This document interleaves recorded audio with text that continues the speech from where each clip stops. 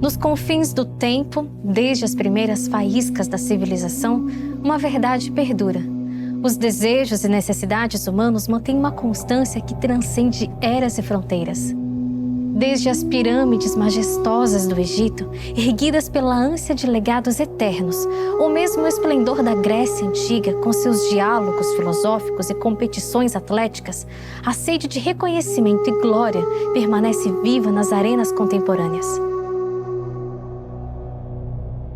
Hoje, sob a névoa de arranha-céus reluzentes e ao som dos cliques digitais, os humanos ainda buscam conexão, significado e realização pessoal.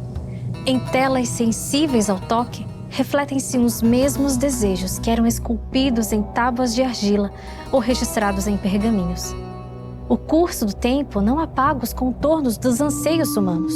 Nos bastidores da evolução, a busca incessante por significado, amor, segurança e progresso ecoa como um cântico eterno. O ser humano, desde o alvorecer da civilização, permanece enraizado em desejos e necessidades que transcendem eras, moldando o tecido da história como a continuidade que desafia a passagem do tempo. No episódio de hoje, vamos conhecer maravilhas antigas que permanecem vivas no Iraque. E vamos entender como, apesar do tempo, os povos antigos moldaram o mundo que conhecemos hoje.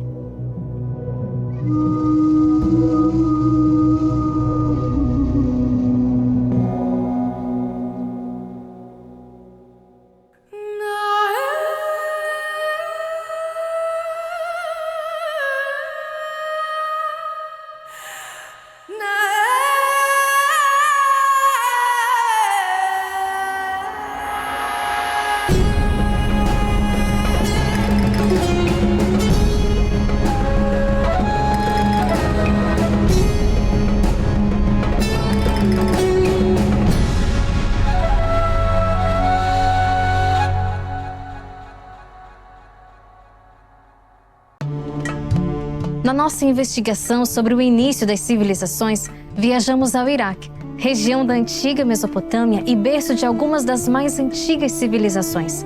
Aqui nos deparamos com um dos lugares mais fascinantes do Iraque, a Cidadela de Erbil. Essa é a Cidadela de Erbil. Pesquisadores divergem sobre sua idade exata e podem haver cidadelas mais antigas que essa em outros lugares por aí. Mas essa aqui é a única do mundo que esteve continuamente povoada. Ela aparece pela primeira vez em fontes históricas nas tábuas de Ebla por volta de 2300 a.C., embora investigações arqueológicas sugerem que o monte aqui esconde camadas de períodos ainda anteriores. E de acordo com as fontes históricas, a cidadela nunca deixou de existir em todo esse período. Aqui sempre morou gente. A cidadela está bem no centro da cidade de Erbil, capital do Kurdistão iraquiano. A cidade cresceu descontroladamente ao redor da cidadela e aqui passado e presente estão em constante contato, criando contrastes e revelando o passar do tempo. Logo de cara, a gente percebe que a cidadela de Erbil está no topo de uma colina. Essa colina, na verdade, é chamada de Tel.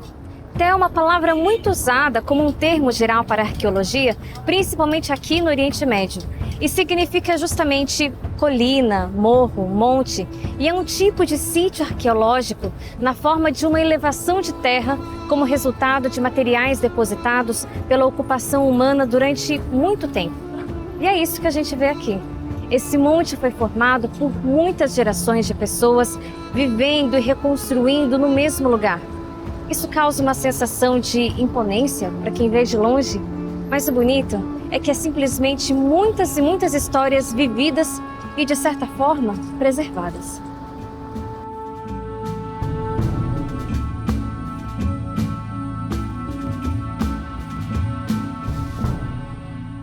O Tel é um monte criado pela sobreposição de camadas de habitação.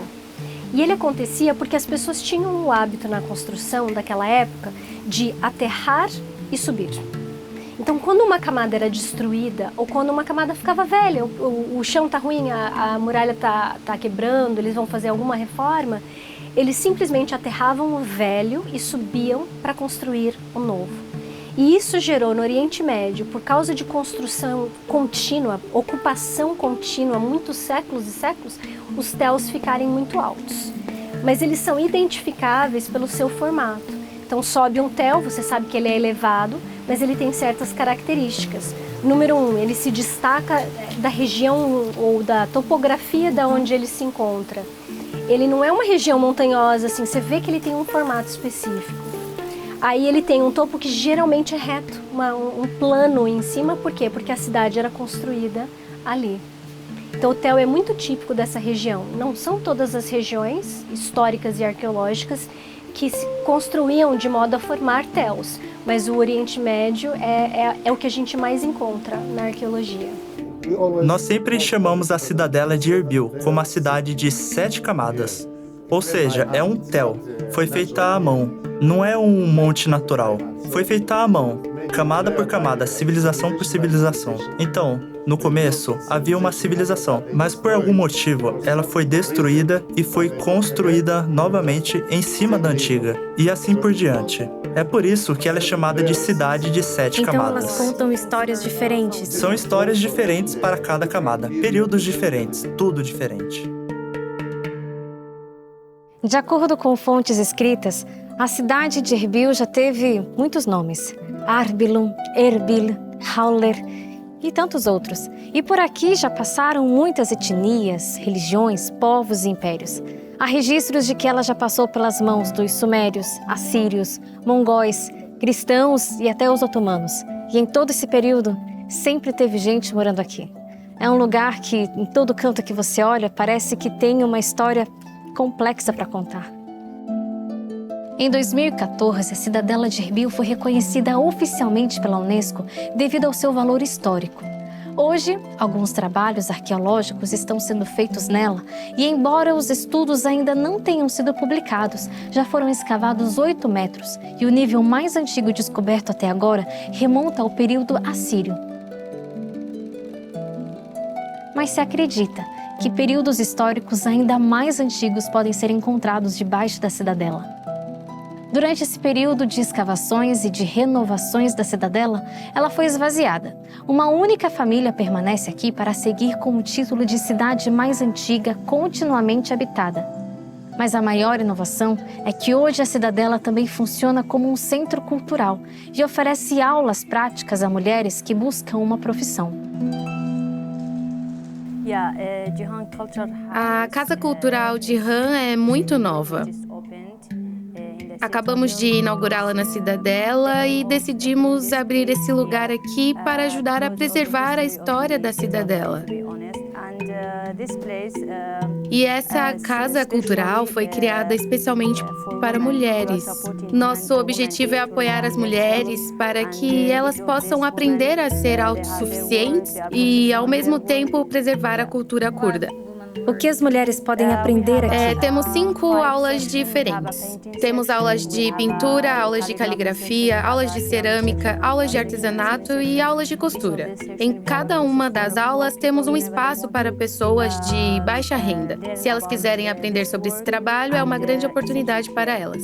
Sim, claro. E as pessoas podem aprender essas habilidades aqui para poderem trabalhar fora? Sim, exatamente. Elas vêm aqui, por exemplo, 1 ou 2 vezes por semana e aprendem habilidades valiosas para oportunidades de trabalho vendendo artesanato, cerâmica ou caligrafia.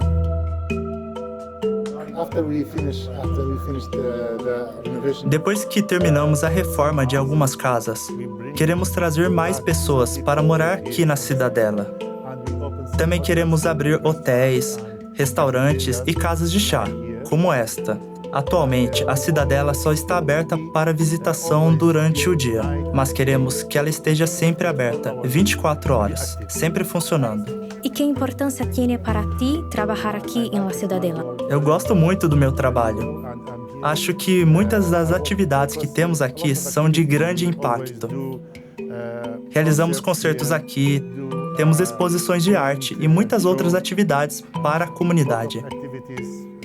Então, acho que este é um trabalho muito bom. Gosto do meu trabalho.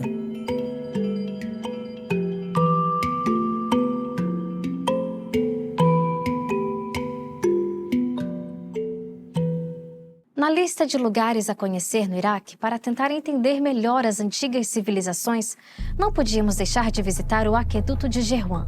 Foram várias horas de viagem até que finalmente o encontramos no meio do nada. Apesar da fama do aqueduto ainda trazer visitantes de todos os lugares, por aqui só tivemos a companhia de um rebanho de ovelhas. Essa região do Iraque esconde uma das maiores façanhas da engenharia. Agora não parece muito mais que escombros, mas essas ruínas são os restos de um aqueduto inovador construído entre 700 e 690 a.C. De acordo com a história, o rei Senaqueribe construiu um gigantesco sistema hidráulico para levar água das montanhas ao redor de Dohuk para seus palácios na cidade de Nínive, que agora fica abaixo da atual cidade de Mossul, no Iraque. Esse enorme aqueduto é considerado o mais antigo do mundo, anterior ainda às maravilhas da engenharia romana que ainda sobrevivem na Europa. Ele foi construído com mais de 2 milhões de pedras e cimento impermeável. Acredita-se que esse sistema hidráulico alimentou um protótipo inicial dos jardins suspensos da Babilônia e há ainda quem acredite que ele levou água para os próprios jardins.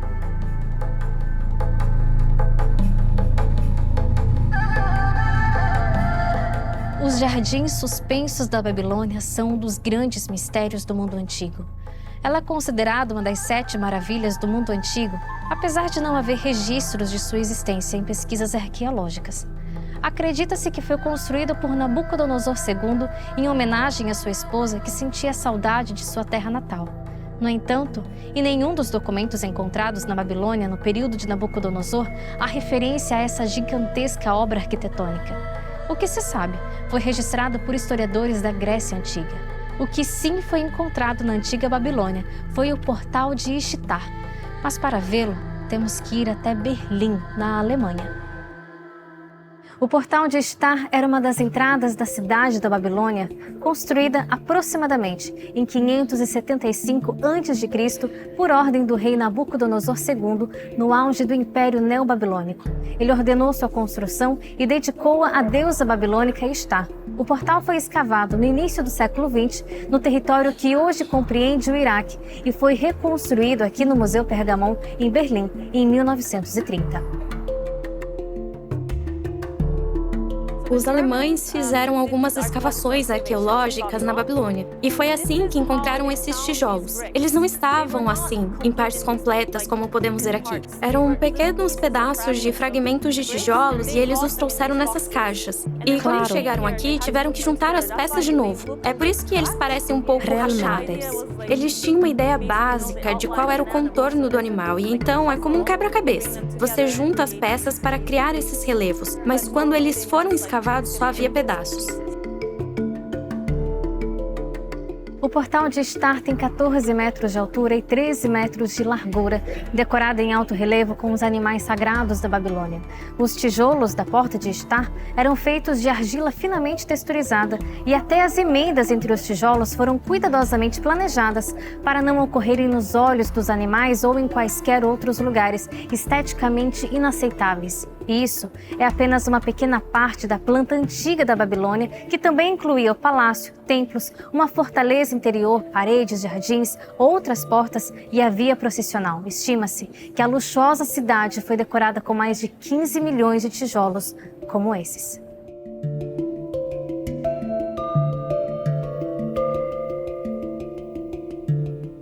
Aqui estamos na via processional da Babilônia. Essa era uma rua em que levava a capital religiosa e administrativa, ou a parte principal da cidade. Basicamente, você passava por aqui e depois atravessava os portões. Um deles é o portão de Ishtar que temos aqui. Haviam 3 outros portões que davam acesso à parte interna da cidade, onde ficavam os templos, os palácios e essas áreas. Agora imagine que você está visitando a antiga cidade da Babilônia e tudo ao seu redor é feito de tijolos de barro. Você está em um lugar com clima e paisagem paisagem muito secos, mas então você entra na cidade e se depara com esses tijolos coloridos, ou seja, você vê algo monumental e azul, que não é algo que você veria por aí normalmente. Então acho que isso causaria um grande impacto em qualquer pessoa que visitasse a cidade da Babilônia. A Babilônia é conhecida como a cidade dos tijolos envidraçados, por causa dessa via processional, mas também por causa da porta de Shitar. Por exemplo, um rei persa menciona que os babilônios são os únicos que fazem tijolos envidraçados, embora outras culturas ao redor da Babilônia também usassem essa tecnologia. E falo em tecnologia porque, repito, os tijolos eram o principal material de construção na Mesopotâmia. Não era pedra nem madeira, mas tijolos. E a razão pela qual o portão de Shitar se preservou tão bem desde aquela época foi o fato de os tijolos terem sido cozidos. Portanto, eram tijolos cozidos e depois envidraçados para que ficassem brilhantes e coloridos.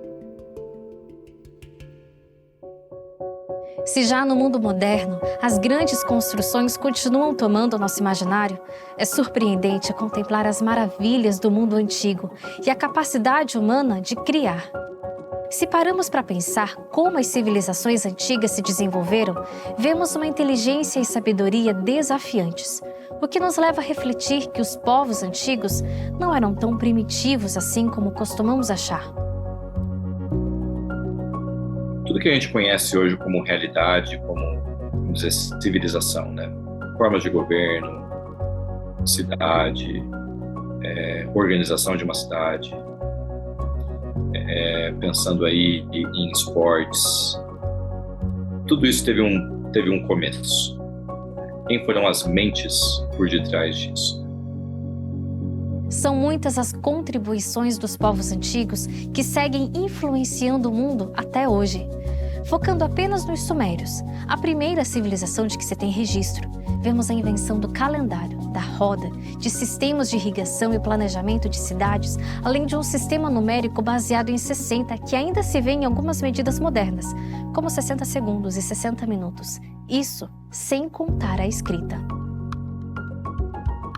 Existe uma história sobre a invenção do alfabeto que é uma das teorias mais bem aceitas hoje, é que o primeiro alfabeto inventado foi feito por um grupo de mineradores, pessoas trabalhando em minas de turquesa na península do Sinai, no Egito.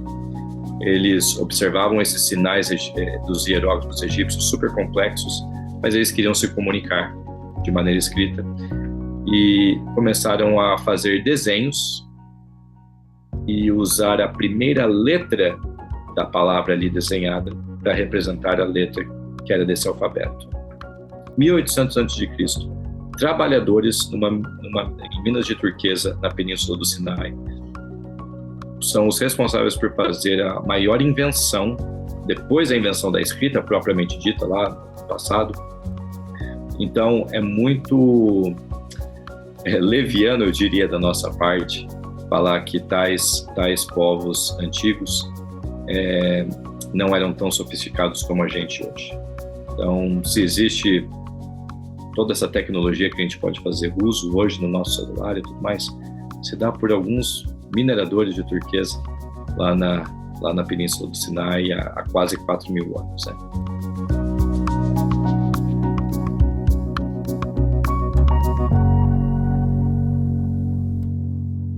Existe um conceito associado ao evolucionismo científico, que é o conceito de evolucionismo cultural.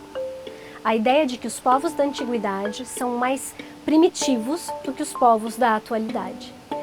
Biblicamente falando, não é essa a descrição bíblica que a gente tem. A gente tem a criação de um mundo com um ser humano extremamente avançado. E existem outras evidências dentro dos próprios povos antigos que também parecem rebater essa ideia.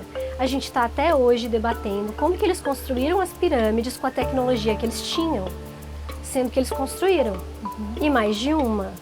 E eles têm tudo isso trazendo pedras de muito longe e fazendo coisas que a gente não consegue explicar. Eles também é que surgiram com toda a base da nossa tecnologia. Você vai falar de matemática e você vai falar dos egípcios, dos gregos e de todo o desenvolvimento. Você vai falar de astronomia e você vai começar com os babilônios. Então você tem culturas extremamente avançadas. A própria ausência de escrita nas culturas mais antigas, em vez de um sinal de que eles eram menos desenvolvidos, é um sinal de que eles tinham uma capacidade cerebral maior. Porque você tem um povo que provavelmente atuava através da memória. E a gente sabe que eles tinham uma tradição oral fortíssima. E que muitos, por exemplo, a Ilíada e a Odisseia foram compostos sem serem escritos. Ou seja, eles foram compostos oralmente, escritos depois e passados de geração em geração por muitos séculos antes de serem escritos. Então, uma capacidade mental de memorização. Os próprios gregos têm uma lenda para dizer que a invenção da escrita, na verdade, simboliza a morte da memória.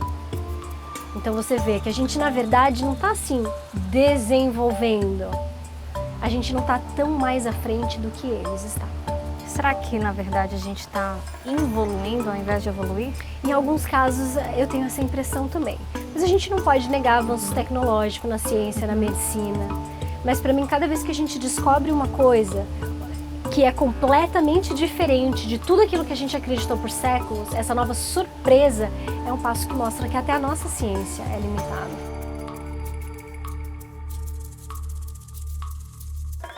Talvez a ideia existente no imaginário coletivo seja de um humano primitivo, sem inteligência, sem conhecimento, que com o passar lento do tempo, aos poucos se desenvolve e progride. No entanto, se olhamos os feitos e a inteligência daqueles que nos precederam, vemos um conhecimento único do mundo, da Terra e do universo. A ciência e a tecnologia, argumentos tão usados no desejo de mostrar nossa suposta evolução, talvez simplesmente nos tenha acomodado. Será que uma vida mais fácil, sem a necessidade de criar e lembrar para sobreviver, nos tornou justamente menos evoluídos? Quando você para pensar na capacidade de entender o clima que essas pessoas tinham. Eu olho meu aplicativo de clima várias vezes no dia para saber como é que tá e tudo. Imagina, as pessoas sabiam direitinho onde plantar, como plantar, que grão plantar em tal época do ano. A invenção do calendário, é um negócio revolucionário também. Você observa os movimentos da Lua, você codifica isso, você faz a sua vida girar em torno disso. Então você sabe que tem uma época de chuva, que vai ter inundação, você vai preparar o solo, então logo após isso ou antes disso. Então assim, são invenções que hoje a gente nem para pensar, mas que o fato de terem sido feitas há tanto tempo e terem o seu impacto até hoje na nossa vida, mostra que eles estavam bem longe de serem não sofisticados no seu intelecto.